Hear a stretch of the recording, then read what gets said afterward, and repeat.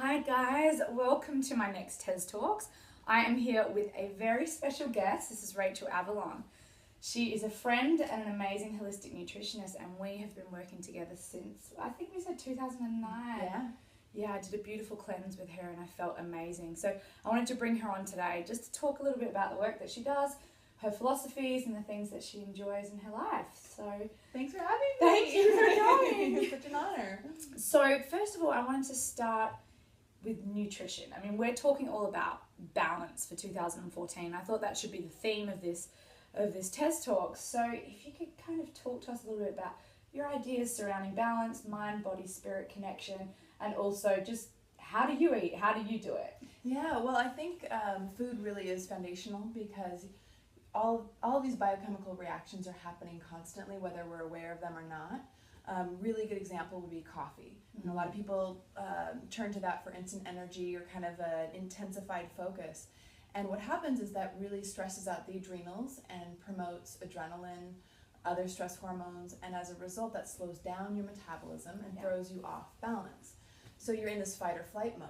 So one of the things is kind of getting clear on what to minimize or eliminate, and then also what to really support your cells and your body and your mind with in order to have that balance. So for me, a whole foods diet is so key to that. Integral. Yeah. And I also really emphasize a plant-based diet. I myself am vegan, but I wasn't always. Yeah. I've come a long way.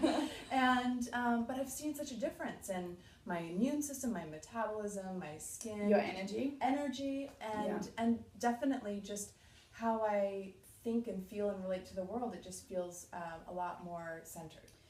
And I mean, I think that's a really beautiful point. I have also had a very similar experience. When I cleaned up my diet, I felt amazing. I looked better.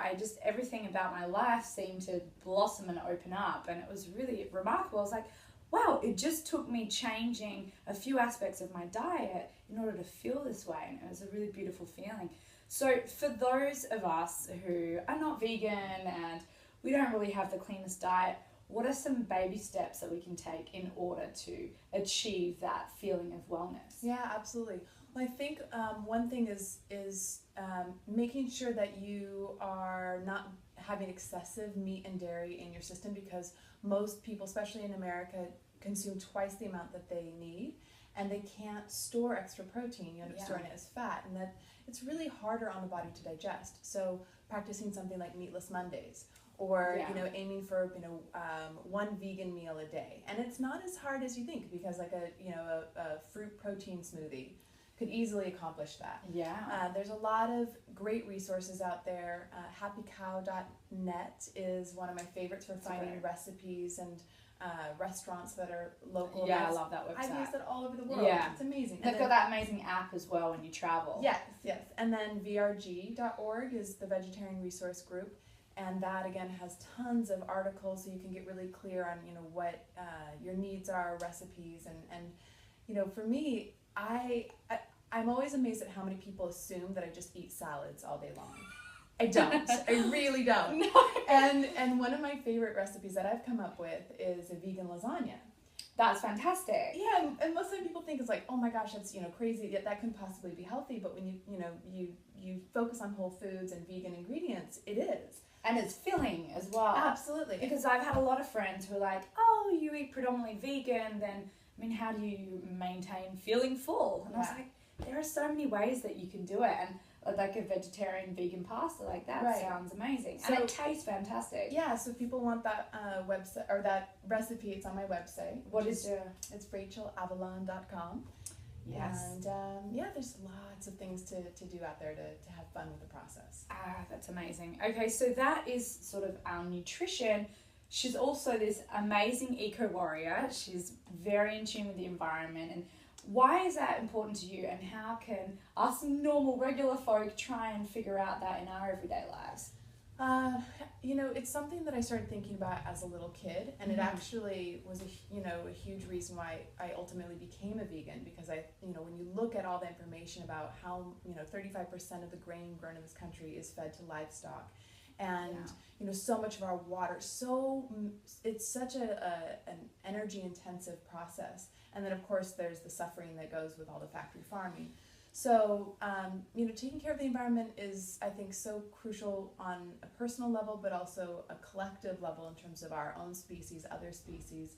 I had a health scare when I was 18 with a benign breast tumor. My mom was diagnosed with lupus. My dad had severe mercury poisoning, and I just started thinking, oh my gosh, there's got to be some answers here. So I started piecing together, diet, also products that we put on our bodies, like makeup and lotions. I'm really glad you mentioned that. Yeah, because we don't know, as consumers, we see an amazing ad on TV and we're like, wow, we want to get the latest perfume or the shampoo and conditioner, but a lot of it is not healthy for us. Yeah, it's scary. I actually became an ambassador for the campaign for Safe Cosmetics a few years ago because as a detox expert, I really wanted to understand how are we really exposing ourselves to toxins, besides the general idea of pollution and pesticides. And what was astonishing to me is that of the nearly 13,000 ingredients that are used in these products, 87% of them have never been tested for human health impact or the environment.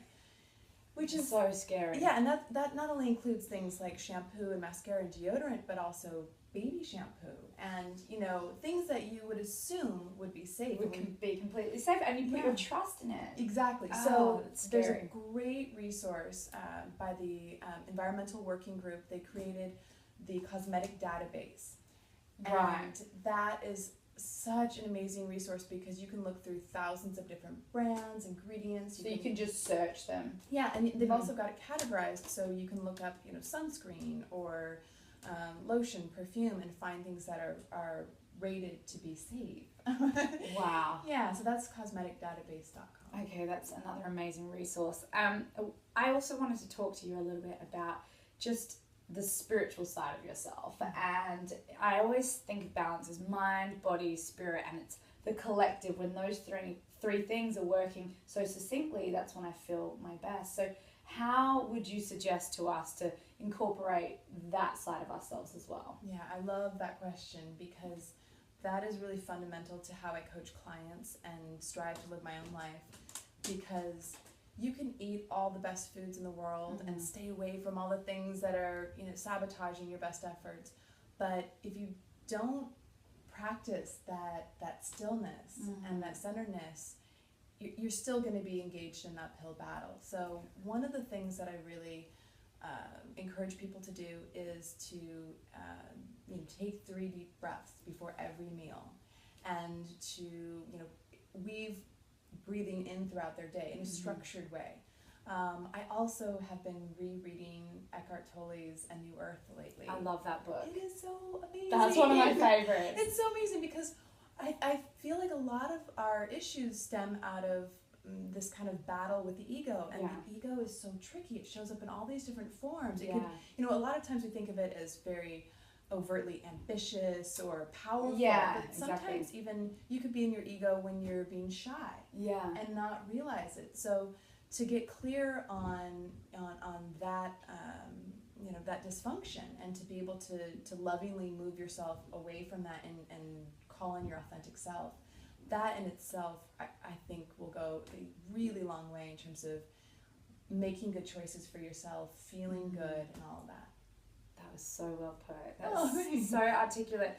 I love that book, and I definitely had a profound experience when I was reading that, because I often find myself sitting in my ego so many times during the day, and I love that you can be able to recognize that and then return to the calm state and take those 3 deep breaths and just return to that place. It's really it's something to work on, and so I recommend you guys reading that book. It's definitely a very special one. And then, do you do any form of physical exercise? I do, and this is funny because 75% of the way that we look, not in terms of our fitness, but just overall physique, aside from genes, has to do with what we eat. Yeah. And because I'm a holistic nutritionist and other things, I've always found it easier to make great choices in that area. And again, I've come a long way. I mean, I used to be a chocoholic and just eat cheesecake for breakfast if I wanted to, and crazy stuff. But what's so interesting is that where was I going with that? In terms of physical movement, that's something that I wanted. I have to work on more. Yeah. And so things that I found work really well as well, not only for me but for clients, are simple things like integrating jump roping, because you can do a few minutes here. Yeah. You can put some music on, get out your skipping rope. Exactly. I love bike riding, so I take my little toddler and we cruise around and have a great time. I love yoga. There's 2 studios in LA that I'm so grateful for, in particular, Liberation Yoga and I've heard Jai great things Yoga. about that one. Both of those just... And you mentioned that you have a toddler.